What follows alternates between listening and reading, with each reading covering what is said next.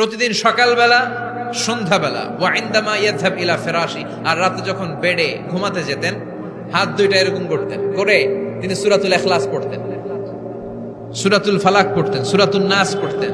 এই তিনটা সূরা পড়তেন। এই তিনটা সূরাকে একসাথে বলে তিন কুল। কি বলে? কুল আস-সালাসা। কারণ এই তিনটা সূরার শুরুতে কুল আছে না নাই? তিন কুল পড়ে বিশ্বনবী হাতের মধ্যে ফু দিতেন।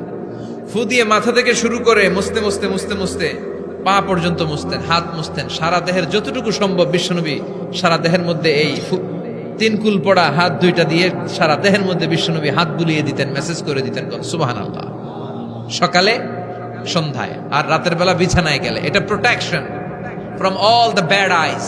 যত হিংসুক চক্ষু আছে, যত ভূত পেতনি আর শয়তানের অনিষ্ট আছে, সব থেকে আপনাকে রক্ষা করবে কে? এজন্য প্রতিদিন এগুলো পড়বেন। কি কি পড়বেন? এরকম হাত দুইটা মিলায়া সূরা ইখলাস, সূরা ফালাক, সূরা নাস, তিনটার বলে একসাথে তিন কুল। কি বলে? আজকে থেকে এটার আমল করা যাবে। মা আয়েশা যখন অসুস্থ হতেন বিশ্বনবীর কাছে যে বললেই বিশ্বনবী বলতেন, আয়েশা হাত দুইটার একসাথে করো, সূরা ফালাক পড়ো, ইখলাস পড়ো, নাস পড়ো, ফু দাও, আর সারা দেহে মেসেজ করো। সুবহানাল্লাহ পড়েন। বিশ্বনবী একবার সেজদায় আছেন। কিসে আছেন? চিল্লা এখন। সেজদা অবস্থায় লাদাগাতহু আকরাব, একটা বিচ্ছু পোকা এসে বিশ্বনবীর হাতের মধ্যে কামড় দিয়েছে। বিচ্ছু কামড় দিলে খুব আরাম লাগে না? হ্যাঁ, বিষাক্ত, পয়জনাস, ভ্যানামাস। বিশ্বনবী ব্যথা পাচ্ছেন, প্রচন্ড ব্যথায় বিশ্বনবী অস্থির। বিশ্বনবী বললেন, লাআনাতুল্লাহি আলাল আকরাব, এই বিচ্ছুর উপর আল্লাহর লানত। এটা মুসল্লিও চিনে না, নবীও চিনে না, কোন জায়গায় কামড় দিতে হবে এটাও জানে না। কিন্তু কামড় দিয়েছে, ব্যথায় কাতরাচ্ছে। বিশ্বনবী বললেন, লবণের পানি গরম দাও, আঙ্গুলের উপরে ঢালো। লবণের পানি গরম দিয়ে আঙ্গুলের উপরে ঢালতে শুরু করে দিল। বিশ্বনবী পড়তে আরম্ভ করলো, কুল হুয়াল্লাহু আহাদ আল্লাহুস সামাদ লাম ইয়ালিদ ওয়া লাম ইউলাদ ওয়া লাম ইয়াকুল লাহু কুফুয়ান আহাদ। পড়েন সুবহানাল্লাহ। এজন্য ব্যথা পেলে, সাপে কামড়ালে, বিচ্ছু কামড়ালে, বল্লা কামড়ালে, মধুপোকা কামড়ালে কি করবেন? সূরা ইখলাস, সূরা ফালাক, সূরা নাস। আবার বলেন, সূরা ইখলাস, সূরা ফালাক, সূরা পড়ে ফু দিবেন। আর রাত্রেবেলা, সকালবেলা ঘুমোতে যাওয়ার আগে হাতের মধ্যে ফুল দিয়ে সারা দেহে মেসেজ। মনে থাকবে না? মাহফিল শেষ, ওয়াজও শেষ, মনে থাকবে তো? এই মসজিদে কুবাতে বিশ্বনবী সাল্লাল্লাহু আলাইহি ওয়াসাল্লাম এক সাহাবাকে ইমাম বানায় দিয়ে আসলেন। উনি ইমামতি করে মসজিদ, আর বিশ্বনবী ইমামতি করে মসজিদ নববীতে। মসজিদে কুবার যে ইমাম, তিনি প্রতি রাকাতে জাহারি কেরাতে, মানে মাগরিব, এশার, ফজরের সালাতে প্রত্যেক রাকাতে সূরা ফাতিহার পরেই এই সূরা ইখলাস পড়ে। শুনতেছেন? প্রত্যেক রাকাতে সূরা ফাতিহার পরে কি পড়ে? ইখলাস। মাগরিবের প্রথম রাকাতেও ইখলাস, দ্বিতীয় রাকাতেও ইখলাস, এশার প্রথম রাকাতে ইখলাস, দ্বিতীয় রাকাতেও ইখলাস। ইখলাস পরে এরপর অন্য একটা সূরা পড়ে, কিন্তু শুরু করে ইখলাস দিয়ে। ফজরের প্রথম রাকাতেও ইখলাস, দ্বিতীয় রাকাতেও।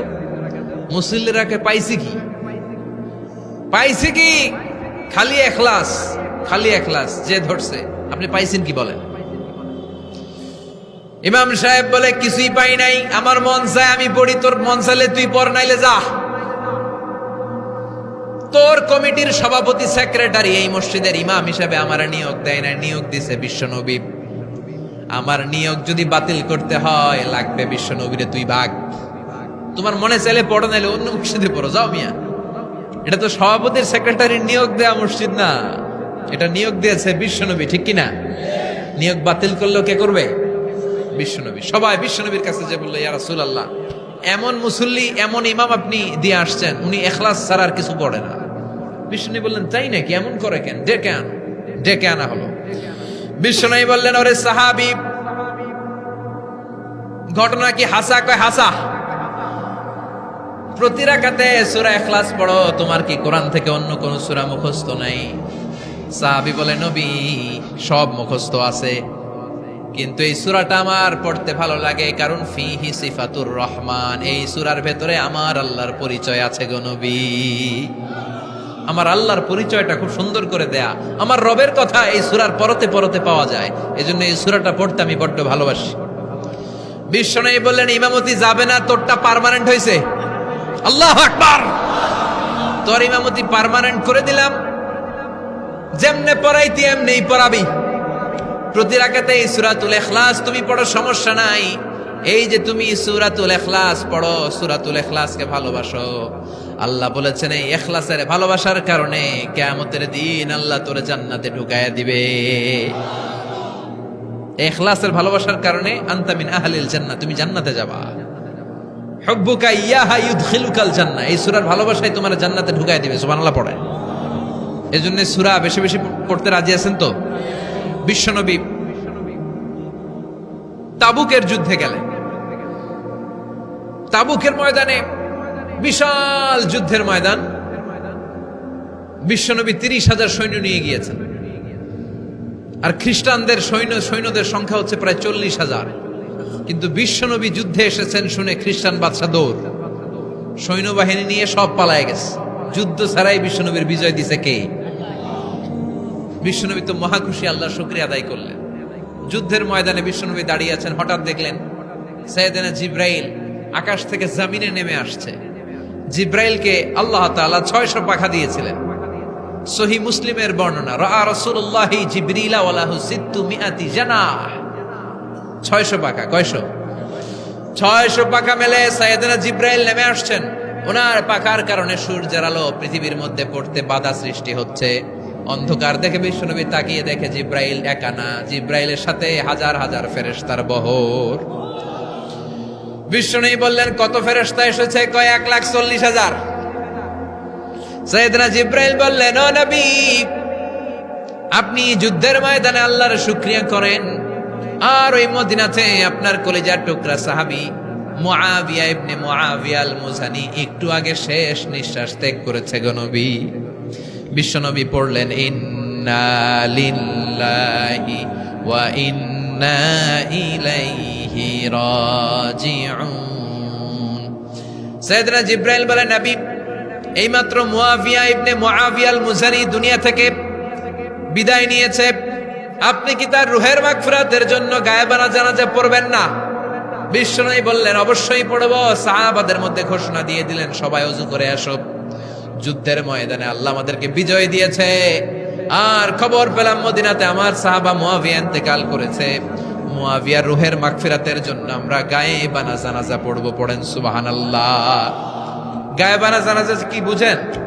লাশ থাকে না সামনে, লাশ নাই, 4 তাকবীরে এটা আপনি পড়তে পারেন, এটা আপনি পড়তে পারবেন। লাশ নাই, কিন্তু তার জন্য দোয়ার জন্য পড়তে পারবেন। জানাজা মানেই দোয়া, দোয়া লিল মাইয়িত। 4টা তাকবীর আপনি অনেক দোয়া করছেন এই মরা লাশের জন্য, এটা তো অর্থ তো বোঝে না, এই জন্য জানাজার পরে আবার হাত তুলে দোয়া করা লাগে আমাদের। কারণ কি দোয়া করছে এটা বুঝি নাই, বুঝলে কিন্তু আর লাগতো না, ঠিক কিনা? বিশ্বনবী সাহাবাদের নিয়ে দাঁড়ালেন, লম্বা লম্বা কাতার হলো। সাহাবীদের কাতারের শেষে সাইয়েদনা জিব্রাইল 1,40,000 ফেরেশতাদেরকে নিয়ে জানাজায় শরীক হলেন। বিশ্বনবী 4 তাকবীর দিয়ে জানাজা পড়লেন, আল্লাহু আকবার, আল্লাহু আকবার, আল্লাহু আকবার, আল্লাহু আকবার। 4টা তাকবীরের মধ্য দিয়ে জানাজা শেষ করলেন। বিশ্বনবী তাকিয়ে দেখে সাহাবাদের পেছনে 1,40,000 ফেরেশতা দাঁড়িয়ে জানাজায় শরীক হয়েছে। বিশ্বনবী বললেন, জিব্রাইল, কোনদিন তো এত ফেরেশতা নিয়ে কারো জানাজায় শরীক হতে দেখি নাই। ঘটনা কি? কি এমন আমল ছিল আমার মুআবিয়ার, যে আমলের কারণে মুআবিয়ার নামটা আল্লাহর আরশে চলে গিয়েছে? 1,40,000 ফেরেশতার বহর নিয়ে তুমি জানাজায় শরীক হয়েছো। কি এমন গোপন আমল ছিল আমার মুআবিয়ার, আমারে বলো। সাইয়েদনা জিব্রাইল বললেন, নবী, আপনার মুআবিয়া বিশেষ একটা আমল করত। বিশ্বনবী বললেন, কি সেটা? সাইয়েদনা জিব্রাইল বলে, আপনার এই সাহাবী কাইমান আও কাঈদান, জালিসান আও মাশিয়ান, উঠতে বসতে চলতে ফিরতে সব সময় আপনার এই সাহাবী পড়তে থাকতো, কুল হুয়াল্লাহু আহাদ, আল্লাহুস সামাদ, লাম ইয়ালিদ ওয়া লাম ইউলাদ ওয়া লাম ইয়াকুল লাহু কুফুয়ান আহাদ। পড়েন সুবহানাল্লাহ। উঠতে বসতে চলতে ফিরতে সব সময় এই সাহাবীর একটা অভ্যাস ছিল, উনি কুল হুয়াল্লাহু আহাদের উপর আমল করত। বেশি বেশি সূরাতুল ইখলাস পড়তো। পড়তে রাজি আছেন? আজ থেকে বেশি বেশি সূরাতুল ইখলাসের উপর আমল বানানোর দরকার আছে না নাই?